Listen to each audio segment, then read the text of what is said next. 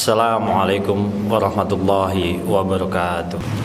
Innal hamdalillah nahmaduhu wa nasta'inuhu wa nastaghfiruhu wa na'udzubillahi min syururi anfusina wa min sayyiati a'malina.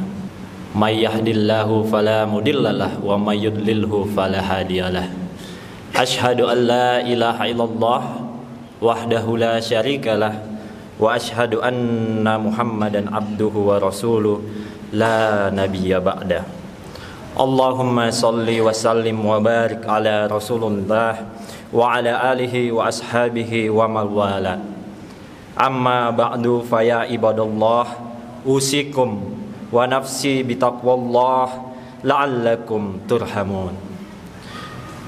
Qala ta'ala fil Qur'anil Karim, A'udzu billahi minasy syaithanir rajim.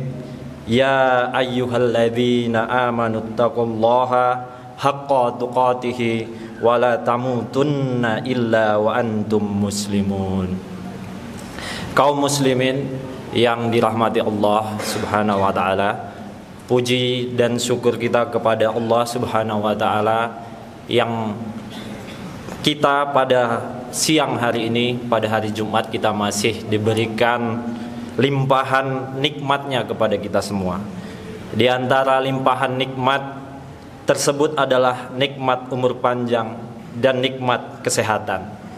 Ini adalah nikmat terbesar yang diberikan Allah, dan kita yakin dan percaya tanpa adanya dua nikmat ini kita pasti tidak akan bisa atau mampu melangkahkan kaki, mengayunkan tangan, datang ke tempat ini, Masjid Al-Muqtasidin FB WI, untuk melaksanakan sholat Jumat, bersujud kepada Allah Subhanahu wa taala. Maka selagi Allah Subhanahu wa taala memberikan dua nikmat ini kepada kita, maka jangan sia-siakan untuk meningkatkan ibadah kita kepada Allah. Salawat dan salam mari kita haturkan kepada Rasulullah sallallahu alaihi wasallam. Ma'asyiral muslimin rahimakumullah. Allah Subhanahu wa taala telah memerintahkan malaikat untuk mendoakan mereka yang telah bersolawat, sebagaimana firman Allah dalam Al-Qur'an yang kita semua sebagian besar di sini ya, itu sudah hafal dengan suratnya, yaitu surat Al-Ahzab ayat 56. A'udzubillahi minasyaitonir rajim. Innallaha wa malaikatahu yusholluna 'alan nabiyyi ya ayyuhalladzina amanu shallu 'alaihi wa sallimu taslima.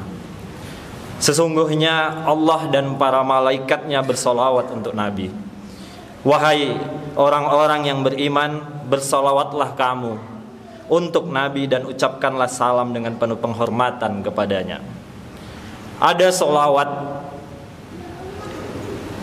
yang paling sempurna dibanding solawat-solawat yang lain, baik yang ma'thurah atau yang diriwayatkan oleh Nabi maupun yang tidak ma'thurah, yaitu yang sering kita baca pada sehari-hari dalam solat kita, yaitu solawat Ibrahim, khususnya pada saat tasyahud akhir atau tahiyat. Dalam solawat ini Rasulullah bersabda, barang siapa yang membaca solawat ini, Ibrahimiyah atau solawat Ibrahimiyah ini, maka aku bersaksi baginya di hari kiamat dengan kesaksian dan aku memberi syafaat baginya. Hadis riwayat Bukhari Muslim. Salawat Ibrahim ini berbunyi, Allahumma sholli ala Muhammad wa ala ali Muhammad kama shollaita ala Ibrahim wa ala ali Ibrahim wa barik ala Muhammad wa ala ali Muhammad kama shollaita ala Ibrahim wa ala ali Ibrahim fil alamina innaka Hamidum Majid. Ya Allah, limpahkanlah rahmat kepada Nabi Muhammad dan kepada keluarga Nabi Muhammad sebagaimana telah Engkau limpahkan kepada Nabi Ibrahim dan keluarga Nabi Ibrahim.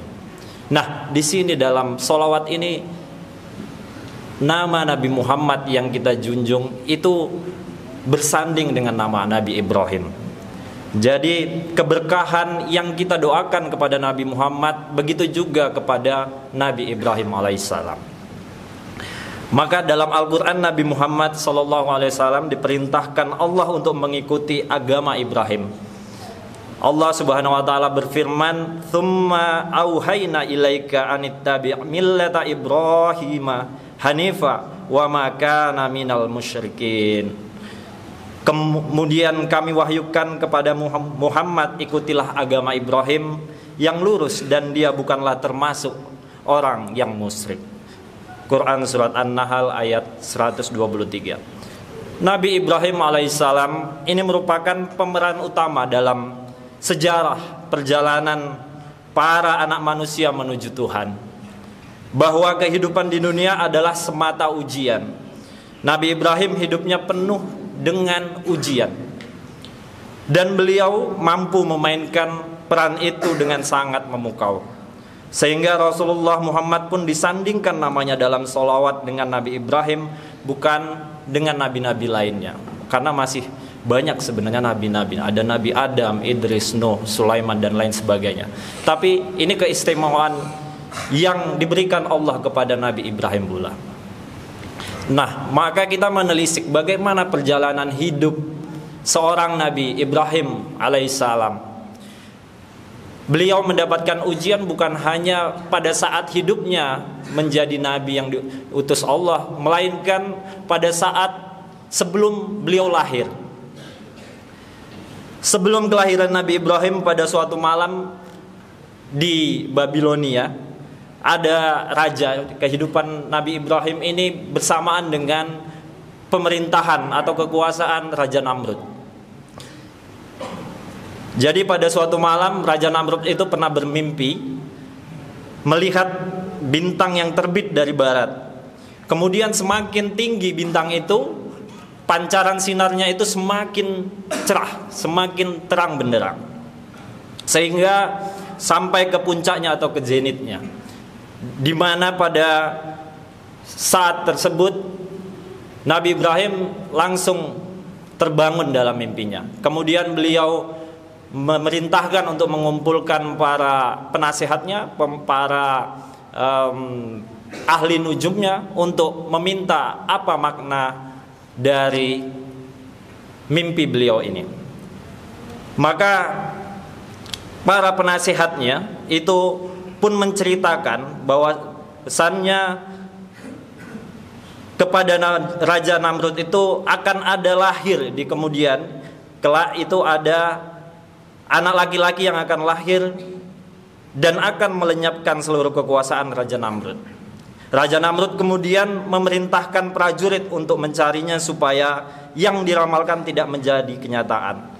Lantas anak laki-laki pada saat itu yang lahir di tahun tersebut itu langsung dibunuh. Kemudian apabila ada ibu yang mengandung, itu juga dibunuh beserta dengan kandungannya, beserta dengan ibu dan kandungannya. Dan juga dilarang antara suami istri itu untuk menggauli istrinya, ya, agar tidak hamil. Karena ketakutan tersebut, maka ibu Ibrahim itu melarikan diri ke sebuah gua, bersembunyi agar tidak terlihat atau tidak tampak oleh para prajurit Nabi Ibrahim tersebut. Setelah lahir, ibunya meninggalkannya sendiri di dalam gua. Namun Ibrahim bisa hidup karena mukjizat Allah Subhanahu wa taala. Beliau hidup dengan mengisap jarinya. Karena dalam riwayat jarinya bisa mengeluarkan air susu dan juga madu, sehingga Nabi Ibrahim terus hidup. Kemudian setelah beberapa waktu, di saat kecil Nabi Ibrahim itu juga memiliki ujian. Saat kecil sudah memiliki ujian lagi, yaitu beliau bertentangan dengan ayah beliau. Ayah beliau itu merupakan orang kepercayaan juga oleh Raja Namrud, gitu ya. Kemudian pada saat setelah keluar dari gua dan bertemu dengan ayahnya dengan dituntun oleh malaikat Jibril, Ibrahim bertanya kepada ibu dan bapak, "Siapa Tuhanmu?" Ibunya menjawab, "Ayahmu." Kemudian Ibrahim bertanya lagi, "Siapa Tuhan ayahku?" Ibunya menjawab, "Namrud," atau Raja Namrud tadi. Ibrahim bertanya lagi, siapa Tuhannya Namrud? Mereka melarang Ibrahim menanyakan hal itu, tetapi Ibrahim terus melanjutkan ucapannya. Sehingga Nabi Ibrahim berkata, tidak ada Tuhan kecuali Allah. Dia adalah Tuhanku dan Tuhan bagi segala sesuatu. Pada saat itu ibu bapaknya menangis karena mengkhawatirkan dari kekejaman Raja Namrud. Akan tetapi Nabi Ibrahim berkata kepada kedua orang tuanya, jangan khawatirkan aku dari kekejaman Namrud. Aku ada dalam penjagaan Zat yang telah menjagaku sewaktu kecil. Dia pasti menjagaku ketika aku sudah besar. Kisah ini banyak tercatat dalam Al-Quran, surat Asy-Syu'ara mulai ayat ke-69 sampai ke-90, dan juga surat Maryam ayat 42 sampai 46. Kemudian selanjutnya, di saat Nabi Ibrahim sudah mulai beranjak dewasa, Nabi Ibrahim menghancurkan, ada beberapa riwayat mengatakan 72 gitu ya, 72 patung milik penduduk Babilonia atau patung berhala yang biasa disembah oleh kaum Raja Namrud tersebut. Beliau menghancurkan dengan kapak dan meninggalkan satu yang paling besar saat itu, satu patung atau satu berhala yang paling besar. Dan semua menyatakan bahwasannya yang tinggal pada saat itu adalah seorang Ibrahim. Jadi semuanya mengatakan bahwasannya adalah Ibrahimlah yang menghancurkan patung-patung tersebut. Kemudian Ibrahim dipanggil, ya, kemudian dan akhirnya Ibrahim menyatakan bahwa coba tanya kepada satu patung yang paling besar itu. Bisa jadi patung yang paling besar itulah yang menghancurkan patung-patung lainnya. Namun semuanya menyangkal dan tidak bisa menjawab, dan akhirnya Ibrahim diperintahkan oleh Raja Namrud untuk dibakar hidup-hidup. Atas seizin Allah Subhanahu wa taala muncullah mukjizat Nabi Ibrahim. Ketika dibakar, ia selamat dari api, bahkan tidak sedikit pun bagian dari tubuhnya yang hangus terbakar karena Allah mendinginkan api tersebut dengan menciptakan mata air dan pohon delima di dekatnya. Kejadian ini diabadikan oleh Allah Subhanahu wa taala dalam Quran surat Al-Anbiya ayat 58 sampai 70. Kemudian setelah kisah tersebut lanjut ujian selanjutnya, yaitu Nabi Ibrahim menikah dengan seorang wanita mukmin yang memiliki kecantikan mengagumkan di zamannya, yaitu Sarah, atau yang biasa kita kenal dengan sebutan Siti Sarah. Dia tidak hanya cantik secara fisik, Sarah juga merupakan wanita yang cantik akhlaknya dan budi pekertinya. Ia juga sebagai seorang wanita yang ramah, murah sedekah, dan begitu patuh dengan sang suami, yaitu Nabi Ibrahim alaihissalam. Nabi Ibrahim kembali diberi cobaan dengan Siti Sarah karena lama tidak mempunyai seorang anak. Sampai pada akhirnya Siti Sarah meminta untuk Ibrahim menikah lagi dengan seorang gadis yang bernama Hajar, atau kita biasa di Jawa ini menyebutnya Siti Hajar.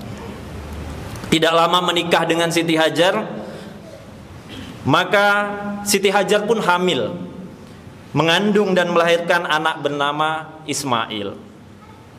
Akan tetapi mulai datang kecemburuan kepada Siti Sarah, istri pertama dari Nabi Ibrahim tersebut, sehingga Siti Sarah mengusir Siti Hajar untuk pergi meninggalkan rumahnya. Dengan rasa yang sedih, Nabi Ibrahim pun membawa Siti Hajar beserta dengan anak tercinta beliau, Ismail tadi, ke suatu lembah dekat Baitullah yang kering dan tidak ada tanaman. Kisah ini diabadikan dalam Quran surat Ibrahim ayat ke-37 yang artinya, ya Tuhan kami, sesungguhnya aku telah menempatkan sebagian keturunanku di lembah yang tidak mempunyai taman-taman, di dekat rumah engkau atau Baitullah yang dihormati. Ya Tuhan kami, yang demikian itu agar mereka mendirikan sholat, maka jadikanlah hati sebagian manusia cenderung kepada mereka dan beri rezekilah mereka dari buah-buahan, mudah-mudahan mereka bersyukur. Atas doa yang dipanjatkan Nabi Ibrahim tersebut, lembah tempat tinggal Hajar yang ditempatkan oleh Nabi Ibrahim tadi beserta dengan Ismail mulai berubah. Lewat Ismail muncullah air Zam-Zam yang suci dan bermanfaat hingga kini, dan sampai detik hari ini masih terus mengalirkan airnya dan bisa disantap oleh para jamaah haji maupun warga setempat. Kemudian setelah lama tidak mempunyai anak, kemudian mempunyai anak yang bernama Ismail tadi, pada suatu malam Nabi Ibrahim alaihissalam bermimpi mendapatkan perintah untuk menyembelih putra tersayangnya tadi, Ismail. Allah berfirman dalam Quran As-Saffat ayat 102, A'udzubillahi minasyaitonirrajim, falamma balagha ma'ahu asya'ya qala ya bunayya inni arafi manani anni azbahuka fanzur madza tara qala ya batif al ma tu'maru satajiduni insyaallah minas sabirin. Maka tatkala anak itu sampai pada umur sanggup berusaha bersama-sama Ibrahim, Ibrahim berkata, hai anakku, sesungguhnya aku melihat dalam mimpi bahwa aku menyembelihmu. Maka fikirkanlah apa pendapatmu. Dia berkata kepada anaknya Ismail tadi. Kemudian Ismail menjawab, hai bapakku, kerjakanlah apa yang diperintahkan kepadamu. Insya Allah kamu akan mendapatiku termasuk orang-orang yang sabar. Saat Nabi Ibrahim hendak membaringkan putranya yang siap untuk disembelih tadi dengan keikhlasan tadi, dan keduanya tunduk serta berserah diri kepada Allah, maka digantikanlah Nabi Ismail alaihissalam dengan seekor sembelihan yang besar. Peristiwa inilah yang kemudian diperingati sebagai hari kurban, atau yang sudah kita laksanakan kemarin kalau di masjid ini, dan juga ada juga saudara-saudara kita yang melaksanakan sholat Idul Adha hanya 2 hari yang lalu. Dan Allah berfirman dalam Quran As-Saffat ayat 103 sampai 109 yang artinya, tatkala keduanya telah berserah diri dan Ibrahim membaringkan anaknya atas pelipisnya, nyatalah kesabaran keduanya dan kami panggillah dia, hai Ibrahim, sesungguhnya kamu telah membenarkan mimpi itu, sesungguhnya demikianlah kami memberi balasan kepada orang-orang yang berbuat baik. Sesungguhnya ini benar-benar suatu ujian yang nyata, dan kami tebus anak itu dengan seekor sembelihan yang besar. Kami abadikan untuk Ibrahim itu pujian yang baik di kalangan orang-orang yang datang kemudian, yaitu kesejahteraan dilimpahkan atas Ibrahim. Kesimpulan yang bisa kita dapatkan, jamaah Jumat rahimakumullah, sejenak mari kita melihat bahwasannya bagaimana kisah Nabi Ibrahim alaihissalam tadi yang rela menyembelih anak kesayangannya yang telah lama ia nantikan kehadirannya sejak bertahun-tahun. Namun karena perintah Allah dan sebagai pembuktian kecintaannya kepada Allah, Nabi Ibrahim siap melaksanakannya dengan penuh keikhlasan dan kesabaran. Sehingga ketika Nabi Ibrahim hendak melaksanakan penyembelihan terhadap Nabi Ismail alaihissalam, Allah gantikan dengan kibas atau kambing yang besar. Bayangkan saja, dalam riwayat sekitar 85 tahunan beliau menantikan anaknya, buah hatinya yang tercinta kemudian lahir dengan memohon kepada Allah, ternyata harus mengikhlaskan untuk disembelihkan karena itu adalah perintah Allah Subhanahu wa taala. Tentu semua kita mengetahui bagaimana cinta seorang ayah kepada anak, layaknya Nabi Ibrahim tadi yang sangat mencintai anaknya. Akan tetapi Nabi Ibrahim siap memenuhi perintah Allah dengan penuh keimanan, dan apapun perintah itu termasuk menyembelih anak tercinta. Kurban merupakan ibadah yang sangat mulia dan memiliki banyak keutamaan, sebagaimana sabda Rasulullah SAW yang artinya, wahai Rasulullah, apakah kurban itu? Rasulullah menjawab, kurban adalah sunnahnya bapak kalian, Nabi Ibrahim. Mereka menjawab, apa keutamaan yang kami akan peroleh dengan kurban itu? Rasulullah menjawab, setiap satu helai rambutnya adalah kebaikan. Mereka menjawab lagi, kalau bulu-bulunya? Rasulullah menjawab, setiap satu helai bulunya juga satu kebaikan. Hadis riwayat Ahmad dan Ibnu Majah. Ibadah kurban merupakan ibadah yang mengandung dimensi sosial sangat kental, di mana setelah hewan kurbannya disembelih, dagingnya dibagikan kepada orang yang kurang mampu sebagai bentuk kecintaan dan kepedulian mereka terhadap sesama. Kalaulah saudara-saudara kita yang berada di tanah suci saat ini sedang melaksanakan ibadah haji penuh husuk dalam manasik haji mereka, maka kita di sini juga seharusnya hanyut dalam ibadah sholat id dan ibadah kurban, berbagi bersama saudara dan tetangga untuk mewujudkan pengorbanan cinta kita kepada Allah Subhanahu wa ta'ala dan juga Rasulnya. Barakallahu wa lakum fil Qur'anil azim wa nafa'ani wa iyyakum bima fihi minal ayati wa zikril hakim. Aqulu qawli hadza wa astaghfirullahi wa lakum wa lisairil muslimina minal kulli dhanbi fastaghfiruhu innahu huwal ghafurur rahim.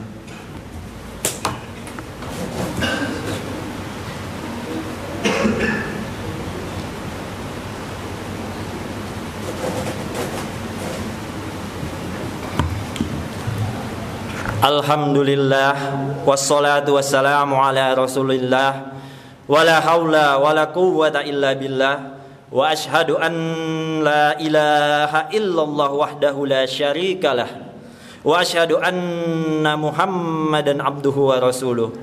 Allahumma salli wa sallim wa barik ala nabiyyika Muhammad wa ala alihi wa man tabi'a hudahu ila yaumil qiyamah.